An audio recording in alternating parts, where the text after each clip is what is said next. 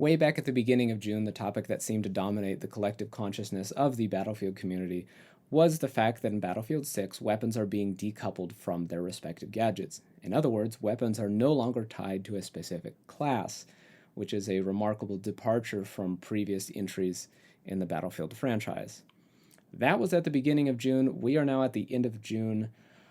I'm in the middle of a move from Korea back to the US. I don't have anything. I've got a MacBook Pro, that's literally it. So not only am I late, the audio is probably terrible. I don't know what to tell you. Such is life. So what this video is it's my thoughts on Battlefield 6's design, specifically as it pertains to unlocked weapons in regards to their particular classes. This is not intended to cover any other topic, and it's not a specific response to any one argument. This is a loose response to some of the most common arguments that I've seen presented throughout the community by various creators on the subreddit, whatever, but it can stand on its own. It's not a response to any one thing in particular, and you don't have to review a bunch of context to understand what I'm talking about.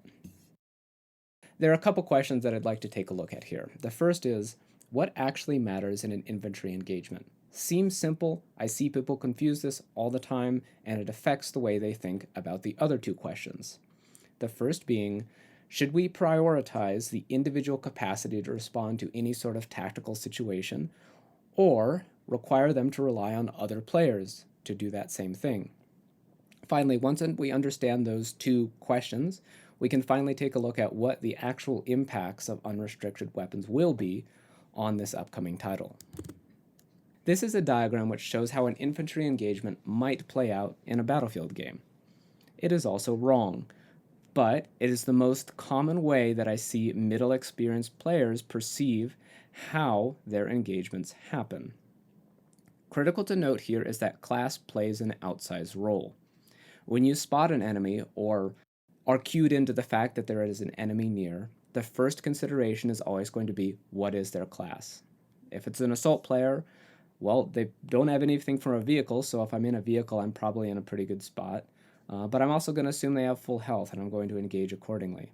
If they're a support player, I'm going to play like they have a light machine gun, or in Bad Company 2, that they have regeneration. So I'm going to play accordingly. Engineer, recon, same applies. I'm going to use methods that counter whatever their capabilities are. There are two major problems with this, and they occur when you see the phrase engage using the most viable course of action available. First, I don't necessarily always have the right asset to do so. For example, if I'm going to use mid-long range fire to engage an enemy engineer, but I have a submachine gun, well, that's completely out. That's not available. The second problem is that Battlefield is not a 1 versus 1 game. There are always going to be other players. If I go into an engagement assuming that this player only has a specific limited set of capabilities, I'm probably going to lose, because there are 32 other players on the enemy team, and where there are one, there are probably others. It is very rare to find a true 1v1 in a pub Battlefield game. Let's get into these two problems when we look at the as-applied engagement model. This is what is actually happening when you engage an enemy in Battlefield. You look at an enemy, you identify it, you ask yourself, if I engage this enemy, can I kill it? If the answer is no, I'm going to reposition until I can.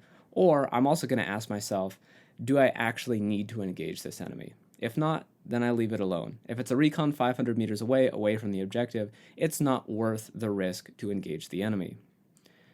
If the answer to the question is yes, then I will engage using whatever assets are available to me.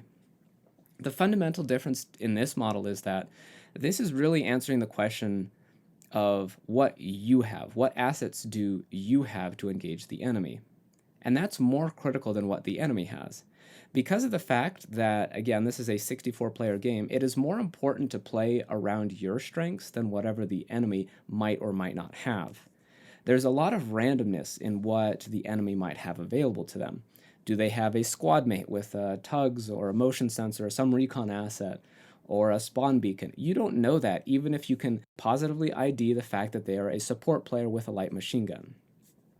So again, this most viable course of action is really doing most of the heavy lifting here. What tools do I have available to engage the enemy in the most effective, least risky way. I want to break out the memes here to really emphasize the point. The only decision that really matters is based on your own available assets, which you pick at spawn, and to change you must redeploy. Because of the fact that in this game you have to be prepared for everything, you don't know if someone has a medic nearby for regen, has a recon nearby for spotting, has a support nearby for ammo, or potentially a random guy shows up, spawns with a light machine gun. The only question that really matters is how quickly can I engage this target, and what is the risk profile of doing so using the assets that I have available to me. This class identification really overcomplicates a situation which doesn't need to be overcomplicated. For example, the association with the support class and a recognizable silhouette and the fact that they can carry C4. I don't need to identify that silhouette as a support player to understand that if someone is running at my tank, they're probably a threat. If they're running at your tank, they probably have a way to kill you. And let's be honest, 3 of the 4 classes in Battlefield could one-hit kill your tank from full. That's 75% of the available classes. The only class that could not was Assault. Engineers had the M2 slams, Recon had C4, Support had C4. If they're running at me, they're probably a threat. I don't need the class profile or the silhouette or the identification of the fact that they have a light machine gun to understand that someone running at a tank is probably a threat. Similarly, I don't need to play the game of, well, I'm going to look at those pixels and they've got a light machine gun, and I see that it sounds kind of like an M240 Bravo, and the suppression level is about 50% higher. If someone is shooting at you, shoot back. It's very simple. You find cover and you shoot back. You don't need to think about that. Can I engage? If I can, I engage. If not, I reposition until I can. Battlefield is fundamentally a game about shooting people, not class matchups. Yes, classes exist. Yes, they can affect your capabilities. But fundamentally, there's no rock, paper, scissors interaction here. There's no one class beats another, beats this one in certain situations but not others. And understanding this and understanding what's actually relevant in a fight lets us better develop our understanding for how the rest of the game should function. With that in mind, let's take a look at the next question, which I set out to answer in this presentation. It appears to be the case that Battlefield 6 is designed around the philosophy that it should maximize the individual capacity to respond to changing tactical conditions. This is something that I personally approve of in the context of Battlefield games. In my opinion, it enables a very scalable approach to team play.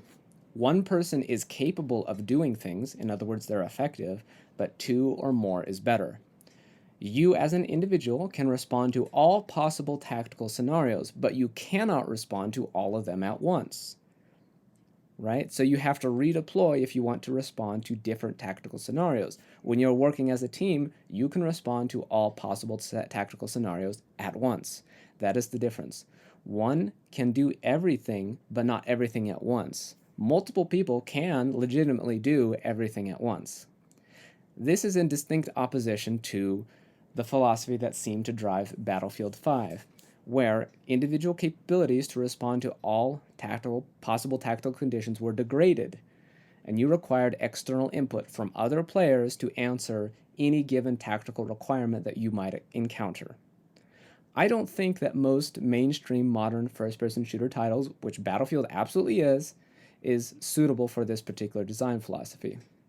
This absolutely works really well in niche and milsim games, where player expectations are managed by other aspects of game design. This is not something that you can just shove into any game and expect it to work. What are those other aspects of game design? Well, let's, for example, take a look at what death means in Battlefield. So if you consider the scenario that you are playing Battlefield 5, for whatever reason, God help you, you need ammo. Do you make the trip to the resupply crate or find a support class, or do you just click redeploy? There's a decision to be made here. In both cases, I get 100% health and ammo. If I commit die, I can, within 15 seconds, redeploy immediately to another part of the map and have full health and ammo. If I resupply via crate, maybe there's one nearby, maybe I have to move in an undesirable direction. This is an example of a mechanic that was just shoved into the Battlefield games without the requisite design decisions that really made death matter, as they tend to in milsim games. Making these game design decisions where a player is required to have some sort of external support from another player to respond to any given tactical situation requires support from other mechanics or design features. In other words, it has to be a completely different game from Battlefield for it actually to work in Battlefield. I see that the primary impact of weapon-locked classes is simply that of limiting choices. Being forced to take a suboptimal tool, for example, a submachine gun for the engineer class on a ranged map, to use a necessary tool, in this case the launcher, doesn't feel good, and it doesn't add any depth to the game. In fact, it reduces it. It reduces the available choices that you have to customize your capabilities to the tactical situation at hand. In many regards, it railroads your decision making as a player. You are placed, regardless of your particular desire, into a specific infantry role that is attached to the gadget that you did want to use, even if that infantry role isn't particularly useful for the map or situation at hand, or simply you didn't want to play that because you don't find it fun. For example, maybe I want to resupply the squad because I have many squad mates with launchers and there are a lot of tanks and they need ammo. But light machine guns are particularly bad for this map or tactical scenario, so I would cripple my own capacity to actually engage the enemy. Team play and your enjoyment of the game should not be dichotomous, and the fact that they are, in my opinion, limits the scope of team play that commonly is encountered in public games. And no, universal weapons like Battlefield 4's carbines that are just worse versions of another weapon aren't a solution. They would have to be competitive against all primaries, not just some class primaries. Which, by the way, is a point that I've always thought was kind of weird. Submachine guns would have been the better all-class weapon in Battlefield 4 because you have this scenario where carbines are now competing directly with assault rifles, and carbines are literally just worst assault rifles. So if you're playing assault, you would never use a carbine. And yeah, that we're on a tangent here. It's something worth considering. But anyway, let's move on. So how is this completely unlocked weapon landscape going to look in Battlefield 6 when you no longer have gadgets married to certain classes of weapons? I see one potential problem, and that would be the clustering around a certain class or weapon if it turns out that that class of weapon is particularly good in most situations that occur within the game. This, however, is a question of weapon tuning, not a reason to discard the open class concept entirely.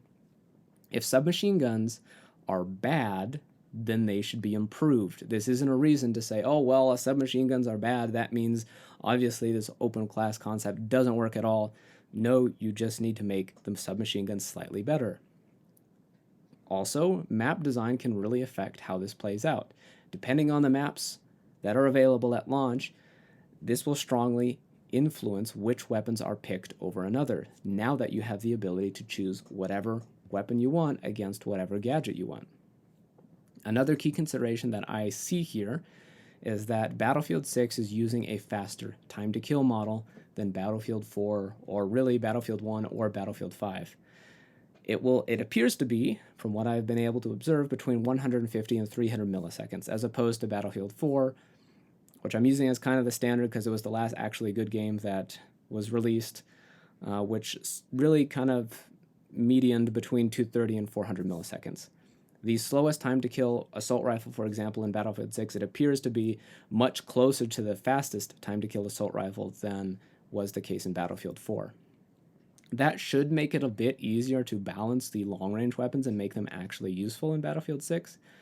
Furthermore, I'm seeing more attributes being used, not just damage and rate of fire as has been the case for prior entries. I see tweaks to ADS time, sprint to fire time, ADS speed, ADS move speed, movement speed in general. Lots of parameters here that are going to give the weapon designer a lot of ways to make different weapons usable in a wide variety of situations. Fundamentally, I think what is going to happen is that this lets the individual respond to the needs of the team and tactical conditions without input from their teammates. If you have a disorganized team of 32 players, this is going to allow those good players to respond to team needs effectively. And in contraversion to the assertion that this is going to absolutely destroy team play, Battlefield 6 will be every man for himself, no one will ever work together, I see this as aligning common gameplay incentives with map and team requirements. Players fundamentally like using their favorite weapon, and will generally choose their own enjoyment over picking the gadget that is most relevant to map or team requirements. If you're locking your classes, you're forcing players to choose between what they want, which is their gun that they really like, that they like using, and what the team or the map demands. If it's a vehicle map, that would be a launcher, ammo to resupply those launchers. If it's an infantry map, then it would be a ton of meds, that kind of thing. I see this as a way that you can finally unlock team play gadgets from certain undesirable primaries that people don't want to use.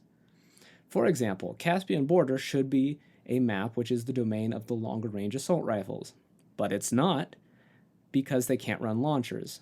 And if they're using an assault rifle, they're borderline ineffective because a player without a launcher on Caspian Border is pretty much a deadweight. Team Deathmatch, on the other hand, should let the submachine guns shine.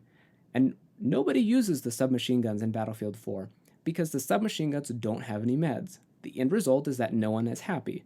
No one gets to use the weapon that they want to use because it's married to a gadget that they either have to use to be successful or a gadget is required for the team to be successful. When you align the incentives, you let people do what they want to do and meet team needs at the same time. I see this as a very strong incentive for people to actually think more about what the team needs because they're not sacrificing their own personal enjoyment to be able to do so. Players aren't fundamentally altruistic, even in Battlefield. So by aligning those things, you really make it easier for people to want to play as a team. So we understand what the impact of open classes is going to be on the game as a whole. What about at the level of shooter and target? My assessment is that at the shooter level, it's going to let you really build your kit to the needs at hand. I don't know if guys were around in Battlefield 1 when there was that bug that let you mix and match aspects of different kits. That was super fun. This is going to be built into the game now. If you like the LMG med support combo from Bad Company 2, that's available. If you want to be stationary, biopowdered up somewhere, but also resupply in regards to health the people around you, that's totally possible. If you want a DMR and a launcher, and a DMR that's actually like the Battlefield 3 actually good DMRs that you could get, if you want a DMR and a launcher because most vehicle maps have long sight lines, that's totally valid.